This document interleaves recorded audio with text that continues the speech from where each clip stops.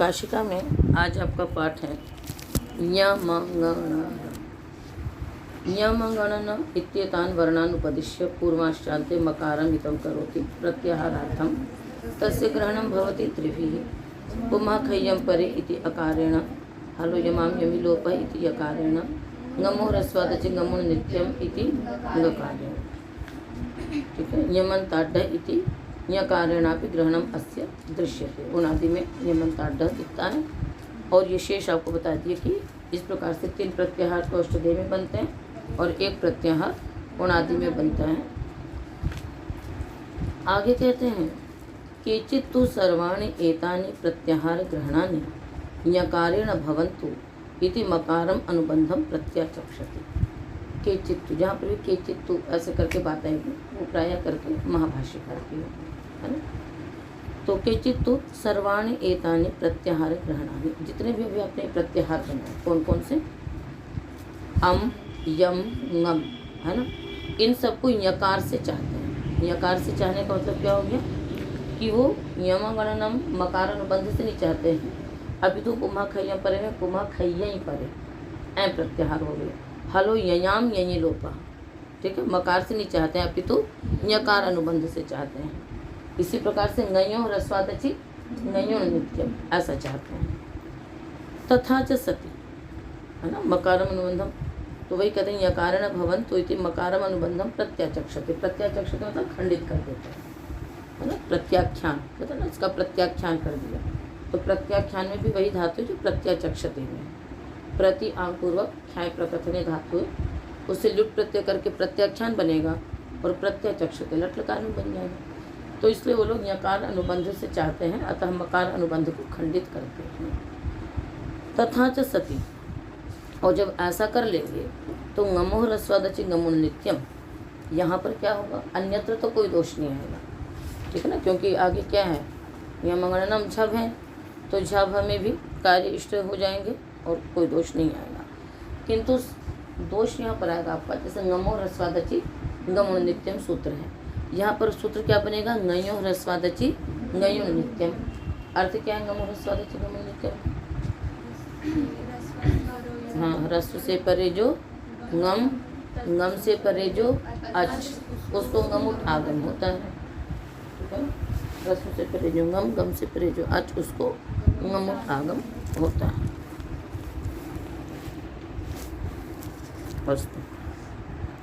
तो अब आप देखिए ngम में क्या क्या वर्ण आते हैं।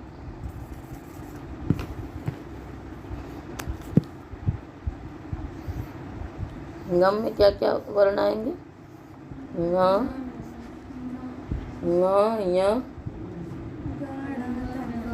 य, म, ङ, न, नम। तो ङ, न और न, तो उसमें क्या होगा कि आगमी कौन है, आगम जिसको होता है, आगम जिसको होता है ना। तो आगमी भी कौन हो गए, ङ, न, झ, भ। यदि आप क्या प्रत्याहार बनाएंगे, ngय। यदि क्या प्रत्याहार बनाएंगे, ngय। तो आगमी कौन कौन होंगे, ङ, न, झ, भ। ठीक है। इत्यत्र आगमिनो झभो अभावात् आगमा भाव प्रतिपत्तौ प्रतिपत्ति गौरवम भवति। शब्द का अर्थ समझ लेते हैं। आगमिनो झभो अभावात्, आगमी झकार भकार के अभाव होने से। ठीक है, सूत्र कहा कि ह्रस्व सूत्र जो ngम, उससे परे जो अच, उसको ngमुट आगम होगा। इन्हें ङ, ण, न है ना, इससे परे, और झ और भ से भी परे, इनसे परे अच होना चाहिए। तो होगी क्या स्थिति कि न तो कोई झकारांत शब्द मिलेगा और न कोई भकारांत शब्द मिलेगा। न तो कोई झकारांत शब्द है और न ही कोई भकारांत शब्द है। तो आगमी नहीं मिला, आगमी भी तो होने चाहिए ना। उधर तो क्या थे, 3 आगमी है, ङ, न, और 3 ही आगम है, ङ, न, ngुटागम होता है। ठीक है, जैसे तिंग, अतिंग, तिंग, तिंग बन जाता है। तस्मिन इति, तस्मिन नीति बन जाता है। ठीक है ना। किंतु यहाँ पर क्या स्थिति हो जाएगी कि आपको आगमी तो क्या कहते हैं 3 ही रहेंगे और आगम कितने हो गए, 5। आगम कितने हैं, 5 दोनों तरफ यहाँ लगा रहे हैं ना, तो ङ म ङ ण न झ भ ये आगमी है। और आगम भी क्या है, ङुट नुट नुट झुट भुट, क्रमशः आगम हो रहा है ना। ङमुट, उसको आगम हम लोग कैसे करते हैं, उसको सबके साथ उट लगा देते हैं, है ना। तो ङुट आगम होता है, नुट आगम होता है, नुट आगम होता है, झुट भी होगा, भुट भी होगा।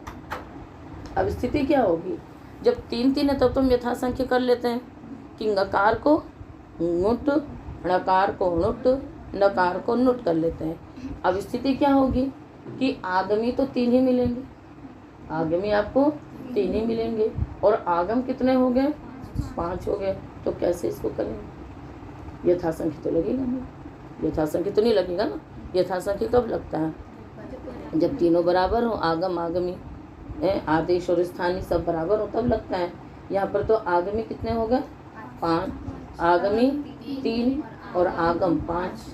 क्यों आगमी 3 है, क्योंकि झूठ भूट वालों को मिलेंगे नहीं जकारांत भकारांत शब्द।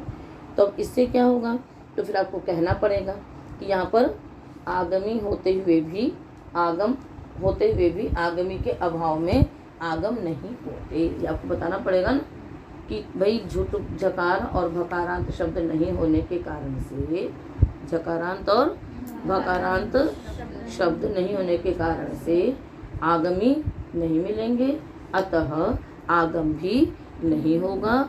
और ङकार को गुट, नकार को नुट, नकार को नुट, यही आगम होंगे। ये आपको निर्देश करना पड़ेगा, ठीक है। तो इत्यत्र आगमिनो झभो अभावात, आगमी झकार भकार के अभाव होने से आगमा भाव प्रतिपत्तौ, आगम का भी अभाव होता है। इस प्रकार का ज्ञान कराने पर प्रतिपत्ति गौरवम, ये प्रतिपत्ति गौरव दोष होता है। प्रतिपत्ति गौरव दोष मतलब हो गया कि कोई चीज़ सीधी सीधी है वो तो ठीक है, पर आपको कुछ एक्स्ट्रा बताना पड़े, अतिरिक्त बताना पड़े, तो गौरव होगा कि नहीं होगा, तो ये दोष आएगा। कौन सा दोष आएगा, प्रतिपत्ति गौरव। प्रतिपत्ति गौरव दोष का मतलब क्या होता है कि उसमें कुछ आपको अतिरिक्त बताना पड़े, कुछ विशेष बताना पड़े। नहीं तो जो क्रम से समझ में आ जा रहा है, जैसा सूत्र में है वैसे यदि वो बातें हैं तो सही है। यदि आपको कुछ अतिरिक्त बताना पड़ता है तो इसको कहते हैं प्रतिपत्ति गौरव दोष, ठीक है। तो इस कारण से प्रतिपत्ति गौरव दोष आएगा, अतः ऐसा नहीं किया जाता है। और क्या करते हैं हम लोग, मकार से ही प्रत्याहार बनाते हैं। बात आगे समझ में कि 4 प्रत्याहारों में 3 प्रत्याहार में तो कोई दोष नहीं है, यकार से हो जाएंगे, किंतु जो ङम वाला है वहाँ पर दोष आएगा, प्रतिपत्ति गौरव दोष आएगा। प्रतिपत्ति गौरव दोष होने के कारण से ही ऐसा नहीं किया जाता है। तो वे कहते हैं कि तथा च, यदि ऐसा कर लेंगे तो ङमो ह्रस्वदच गमो नित्यम इत्यत्र आगमिनो झभो अभावात् आगमा भाव प्रतिपत्तौ प्रतिपत्ति गौरवम भवति, प्रतिपत्ति गौरव दोष आता है। अतः यहाँ पर हम यकार से अनुबंध नहीं लेते हैं, अपितु क्या करते हैं, मकार अनुबंध ही बनाते हैं और हमारी इष्ट सिद्धियाँ हो जाती हैं, ठीक है। चलिए आगे, जब है झ इत्येतौ वर्णोपदिश्य पूर्वाशान्ते यकारमितं करोति प्रत्याहारार्थं तस्य ग्रहणं भवति एकेन अतो दीर्घो यै इति यकारेण। घ इत्येतान् वर्णानुपदिश्य, कुछ भी नहीं इन सूत्रों में, करिए आगे। अंत्यणकारमितं षकारमितं करोति प्रत्याहारार्थं तस्य ग्रहणं भवति द्वाभ्याम् एकाचो वशोभट झषन्तस्थो इति झकार भकाराभ्याम्। जब गडद इत्येतान् वर्णानुपदिश्य पूर्वाशान्ते षकारं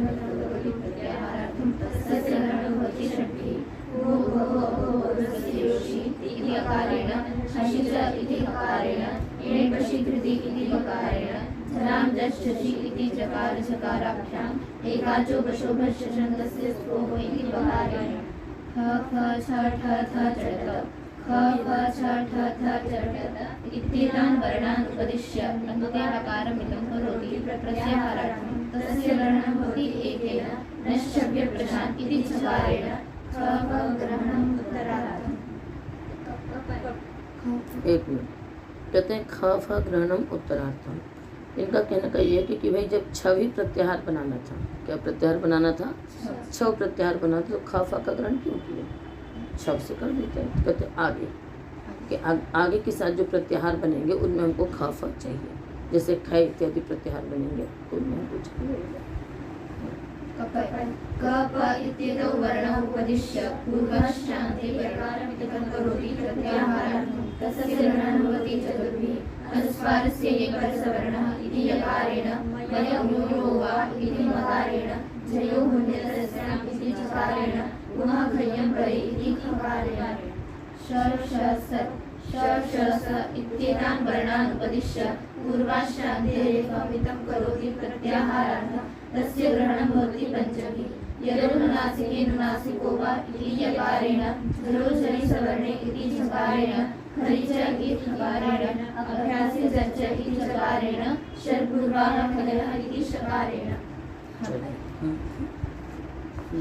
इत्येकं वर्णम् उपदिश्य पूर्वाश्चान्ते लकारमिदं करोति प्रत्याहारार्थं तस्य ग्रहणं भवति षड्भिः।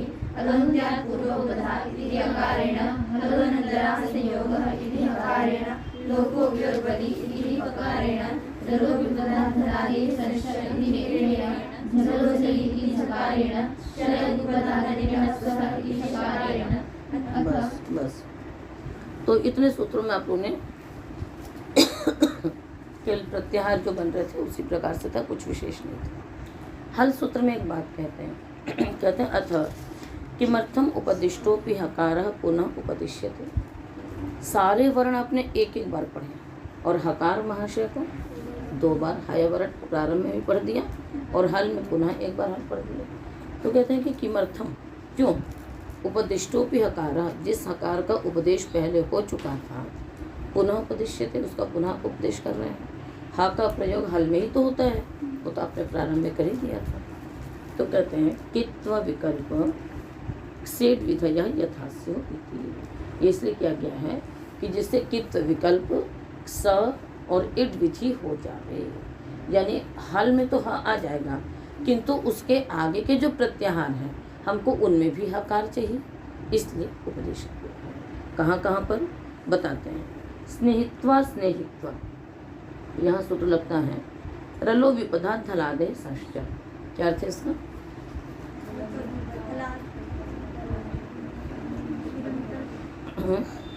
व्युपधात का अर्थ क्या है?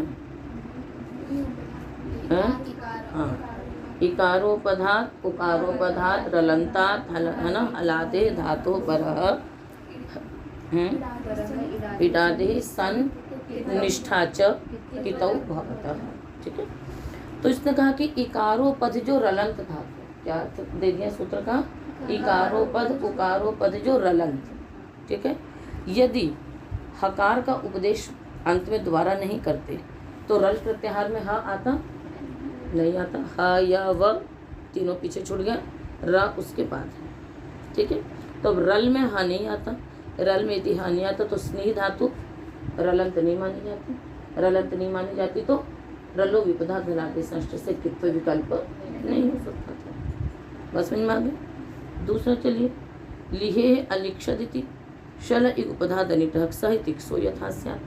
लिह धातु लिहा अस्वादने, हम यहाँ पर शल उपधा दनिटः सा से सा करना है और वो सूत्र क्या कहता है? शलंत होनी चाहिए, शलंत होनी चाहिए। तो यदि हकार का उपदेश दोबारा नहीं करते तो हा ऊपर ही रहता, शल में हा नहीं आता, तो यहाँ पर शल उपधा दनिटः सा से सा भी नहीं हो सकता। ठीक है, इति सो यथा स्यात्। रुधिः स्वपिः इति वलादि लक्षणः इति यथा स्यात्, है ना। रुधिः स्वपिः क्या है धातु में? आगे क्या है? ह। रुधिः कहाँ का रूप है? मध्य पुरुष का एक वचन है। ठीक है, अब सूत्र कहता है कि वलादि अर्धातु को इटागम होता है। यहाँ पर सार्वधातु के रुदादिभ्यः, सार्वधातु के वलादि सार्वधातु को इटागम होता है रुदादि धातुओं से परे। तो ही हकार यदि दोबारा उपदेश नहीं करते तो वल में हकार नहीं आता, आता नहीं आता। क्यों जी? हा या व उसके बाद है, तो इसलिए दोबारा हकार का उपदेश करना पड़ा ताकि रुधिः स्वपिः में रुदादिभ्यः सार्वधातु के से वलादि सार्वधातु को इटागम हो जाए। और अताग्धाम झल ग्रहणेषु च हकारस्य ग्रहणं यथा स्यात्। अटदः सिचताम, अटदः सिचताम वृद्धि इत्यादि कन्या अपने अदाह सिचताम, सिच के ई का इत संज्ञा होगी स, हमको झलोझली लगाना है। क्या कहता है?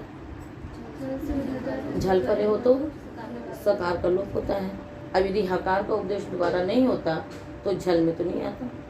यदि झल में नहीं आता तो यहाँ पर झल से परे नहीं मिलता, झल से परे नहीं मिलता तो सकार का लोप भी नहीं होता है। तो अदाग्धाम झल ग्रहणेशु च हकार से ग्रहण में था।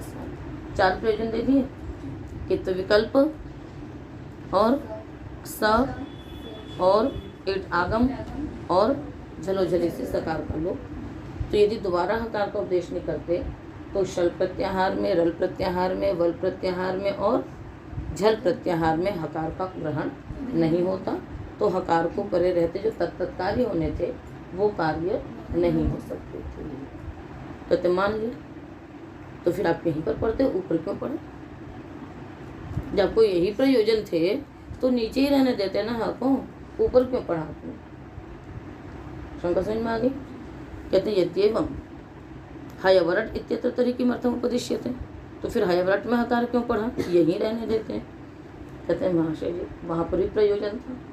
महाहिसः देवा हसन्ति इत्यत्र अड्ग्रहणेषु च अश्ग्रहणेषु च हकारस्य ग्रहणं यथा स्यात्। अश्ग्रहण होता है भो भगो अभो अपूर्व से योषि। हसि च यदि ऊपर नहीं पढ़ते नीचे पढ़ते तो हस में तो नहीं आता, अश में ह नहीं आता, ठीक है, तो वहाँ पे कार्य नहीं हो पाते।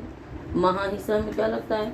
महान ही, तो यहाँ पर क्या तो नष्ट विप्रशान दीर्घा दटी समान पादे, उससे क्या करते हैं हम लोग? नकार को रू कर देते हैं, फिर रू को भो भगो अभो अपूर्व से योशी से या करते हैं। वो कहता है कि अश के परे रहते हैं, अवर्ण पूर्व जो रू उसको यकार आदेश होता है। तो महा आगे रू था, ये अवर्ण पूर्व रू है उसको या होता है, पर किसके परे रहते? हश के परे रहते। हश क्या है? यदि हकार का उपदेश हयवरट में नहीं होता तो फिर हश अश में नहीं आता, तो यहाँ पर रू को या नहीं होता, रू को या नहीं होता फिर लोप भी नहीं होता, तो महा हिस्सा रूप प्रयोग नहीं बन पाता। और देवा हसंति में क्या होता है? हाँ नहीं, देवा हसंति में भी भो ही लगता है। देवा आगे स था, स को रू किया, देवार हसंती भो भगो अभो पूर्व से योशी से, यहाँ पर भी क्या होता है? अश के परे रहते पहले रू को या होता है और फिर लोप शाकल्य से यकार का लोप होता है। तो यदि हकार का पूर्व उपदेश नहीं होता तो अश प्रत्याहार में हकार का ग्रहण नहीं होने से यहाँ पर ये दोनों सूत्र नहीं लग सकते थे। ठीक है, आगे ब्राह्मणो हसति, ब्राह्मण रू हसति, हसी च हश के परे रहते क्या होता है? रू को उत्व होता है, तो यहाँ पर हश में ह का ग्रहण नहीं होता, हश में ह का ग्रहण नहीं होता तो हसी च सूत्र नहीं लग सकता था, तो ब्राह्मणों हसति प्रयोग नहीं मिल सकता था। बात समझ में आ गई? इसलिए दोनों स्थान पर उपदेश आवश्यक है। अन्य सभी वर्ण तो एक बार हैं, किंतु हा का पूर्व उपदेश पश्चात उपदेश किस लिए है? कित्व विकल्प से विधेयो यथास्थिति निशान लगा लीजिए।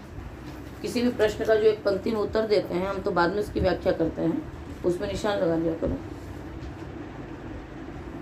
कित्व विकल्प सेठ विधेयो यथास्य हो। लाल पेन लाने के लिए बोला था मैंने आप लोगों को, लाल पेन नहीं लाते हो, लाल पेन लाया करो। आ रहा समझ में? तो उससे क्या रहेगा? अपने निशान लगाया, काश का आप पलटेंगे आपको एकदम विशिष्ट चीज़ें तुरंत दृष्टिगोचर होंगी। लगा लिया कित्व विकल्प से विधेयो यथास्य रीति। तो कोई भी प्रश्न होता है उसका जो एकदम एक पंक्ति में आपको उत्तर मिलता है वो याद रहना चाहिए। तो सूत्र समझ में आ गया आप लोगों को कि 2 बार हकार का उपदेश करना क्यों आवश्यक था, क्यों कहा जाए? समझ में आ गया क्या? पश्चात उपदेश क्यों किया? हाल में हकार का उपदेश क्यों हुआ? बोलो। कित्व विकल्प देख के बोल दो, देख करके ही बोलो। हाँ, तात्पर्य क्या हो गया? तो देख करके भी आप बोल सकती हैं। किस किस प्रत्याहार में आवश्यकता पड़ी? कित्व विकल्प के लिए कौन सा सूत्र?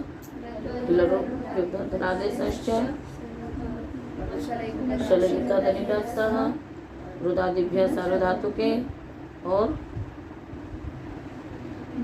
झलोझली, इन सब प्रत्याहारों में हकार का ग्रहण हो जावे इसके लिए। और पूर्व में उपदेश क्यों किया? हर्ष और हर्ष प्रत्याहारों में ग्रहण हो जावे इसके लिए। उसके अतिरिक्त और भी हैं आपके गणत्व के लिए अटकुपंग में वायपी, ठीक है ना, दीर्घादटि समानुपादे में भी अति में आपको चाहिए हकार का ग्रहण चाहिए। तो इस प्रकार से पूर्व भी उपदेश में प्रयोजन है और बाद में भी आवश्यकता है, ठीक है। आगे कहते हैं, तो ये सूत्र तो आपका हो गया। अभी जितने भी आपने प्रत्याहार बनाए थे उसको एक श्लोक में बता देते हैं।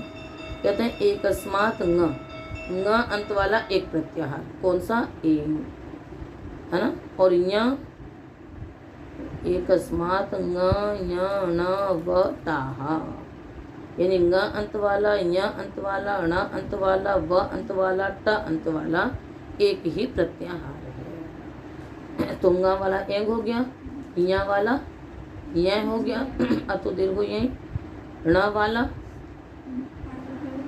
हाँ पर्णकार वाला अण हो गया, और व छव हो गया, ट अठ हो गया। द्वाभ्याम शह, दो से श, कौन कौन सा? हाँ झष और भष। त्रिभ्या एव कणमाः स्युः, क अंत वाले 3, ण अंत वाले 3, पर वाले पहले में जो दिया था पूर्ण नकार का दिया था। कौन सा पूर्ण नकार से? अण, जो कि उरण रप्र में बनता है। बाद वाले में 3, इण यण और अण। और मकार अंत वाले भी 3, कौन कौन से? हाँ अम, यम और ngम। यम तो औणादिक था इसलिए उसको छोड़ दिया। कणमाः स्युः। ज्ञेयौ चयौ चतुर्भ्यः, चकार और यकार अंत वाले 4, कौन कौन से? अच इच एच ऐच। यकार अंत वाले 4, य खय और चय मय, ठीक है। रह पंचभ्यः, र अंत वाले 5, कौन कौन से? क्रम से लिया करो, यर झर खर चर शर। और शलौ षड्भ्यः, श और ल अंत वाले 6, कौन कौन से? अश हश अश हश वश झश जश बश, ठीक है। और ल अंत वाले भी 6, अल हल वल रल झल शल। तो इस श्लोक को यदि आप लोग याद रखेंगी तो आपको प्रत्याहार सारे याद रहेंगे कि किस अंत वाले कितने प्रत्याहार है ना। तो एकस्मान् गयण वटाः, द्वाभ्यां शः, त्रिभ्यः एव कणमाः स्युः, ज्ञेयौ चयौ चतुर्भ्यो रः, पंचभ्यः शलः षड्भ्यः, है ना। इसको याद कर लीजिएगा। इति प्रत्याहार प्रकरणम, ये क्या है आपका? प्रत्याहार प्रकरण है, ठीक है। तो इनमें से विशेष विशेष सूत्रों में क्या आया? अयुन में उसके लिए आया था सवर्ण प्रसिद्ध्यर्थम, है ना। फिर शास्त्र अंत में प्रत्यापत्ति की गई। प्रत्यापत्ति का क्या लक्षण किया गया है? सब याद रखो। स्वरूपात् प्रत्युतस्य पुनस्तत् प्राप्ति प्रत्यापत्ति ही, सबको दोहराना होगा। आ रहा समझ में? विचारिए भी, रोज उसको दोहराइए भी। मुख में ये सारे शब्द होने चाहिए। स्वरूपात् प्रत्युतस्य पुनस्तत् प्राप्ति ही प्रत्यापत्ति ही। भाष्य का लक्षण क्या किया था?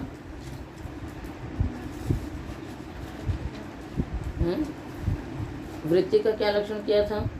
सूत्रार्थ प्रधानो ग्रंथो वृत्ति ही, आक्षेप समाधान परो ग्रंथो भाष्यम, ठीक है। तो जो भी इस तरह से आपको काशिका में आपको लाक्षणिक शब्द बताए जाएंगे, ठीक है ना। तो जो भी लाक्षणिक शब्द आएंगे आपको मतलब एक प्रकार से लक्षण को बताने वाले, वो सारे आपको याद करने, ठीक है ना। याद भी करते रहना, रोज आप दोहराते रहेंगी तो वो याद हो जाएंगे। उसके बाद हैवरट सूत्र में था, फिर ऋलऋक में था किल ऋकार का उपदेश क्यों किया गया है, उसका उत्तर दे दिया गया लत्व विधानात् यानी प्राणी अचकार्याणि तानि ऋकारे यथास्युः। ऐसा आपको मुख में याद होना चाहिए, ठीक है। उसके बाद कौन अयोच में आ गया प्रत्याहार अनुबंधानां प्रथमज ग्रहणेषु आचाराद प्रधानत्वात् लोपश्च बलवत्तरः। उसके बाद हैवरट सूत्र में शंकाएं दी थी, उस वक्त फिर यमगणनम में एक बात आई और उसके बाद हल सूत्र में। तो इतना आपको पूरा एकदम दिमाग में स्थिर होना चाहिए, ठीक है।